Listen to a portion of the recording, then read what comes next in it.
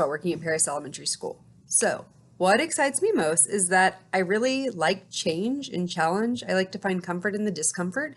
And so, coming into a school that doesn't really have an intervention program is exciting for me because it means that I get to come in with my passion, with my expertise, and help kind of develop a program that will work with the teachers and the students as far as scheduling and really to meet their specific needs, not an overall generic need. So that makes me like really excited to come work at Paris Elementary because we could kind of start from the ground up to build an amazing intervention program for you all, which makes me very excited. I'm also excited that you all really value social emotional learning. So social emotional learning is a huge passion of mine. I've worked with Pure Edge to work with mindful movement in the classroom. I have my 200-hour training from Breathe for Change, which is mindfulness to do in classrooms for social emotional learning.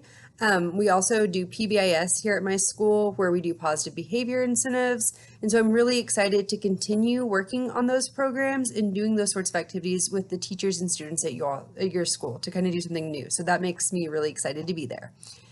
So the next question was probably one of the harder ones for me. It's talking about what my favorite book is because I have so many. I didn't know whether to pick like favorite mystery, favorite pedagogy book, or just a book that I love. So I just went with the book that I really love. So the book that I adore is The Little Prince. I love it because I enjoyed it as a child and I enjoy it still as an adult. As a child, I saw it for a basic story of a man who gets lost in the Sahara Desert and comes across a little prince and they become friends.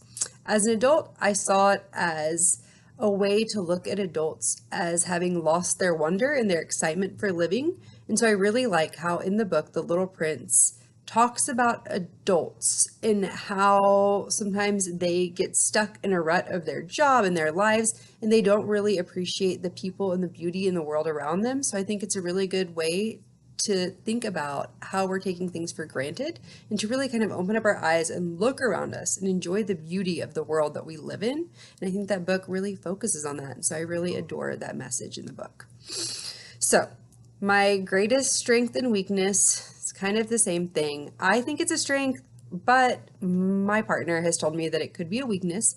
So my greatest strength is that I love organization, like adore organizing things, like putting things exactly where they go in order. At home, my bookshelf is organized by color because I just like it aesthetically.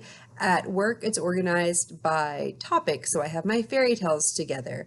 I have my poetry books together. I have my science books together. My LLI kits that we used at the beginning of this year, I organized 4 of them into file cabinets to have a folder with all the books, all the handouts, all the magnetic letters, all the word cards, everything that a child would need in one folder. So it's easy for me to go pick it up and take it. That could also be seen as a fault because I may be a little too organized. I really get obsessive kind of about organizing things because I just love things to be organized. Just me. And the last question, which is, what is my educational vision for the literacy interventionist role? I think that the literacy interventionist should begin by looking at data and analyzing it. You look at the data and you analyze it on multiple points of data, not just one running record, but you look at children's phonics, their phonemic awareness, their fluency, their comprehension, their accuracy, to get a picture of what that child is like as a reader. And then you take that with information from the classroom teacher to decide which kids need the most support. Those kids then of course would come to me, but then I would also work with the teacher to decide what kind of things they could implement in the classroom to help the kids that maybe don't need me but need a little extra support. So not only would I be working with kids, but ideally I would be working with the teachers in the classroom to help guide them to help those kids who just need that boost to kind of get where they are in their reading and their literacy.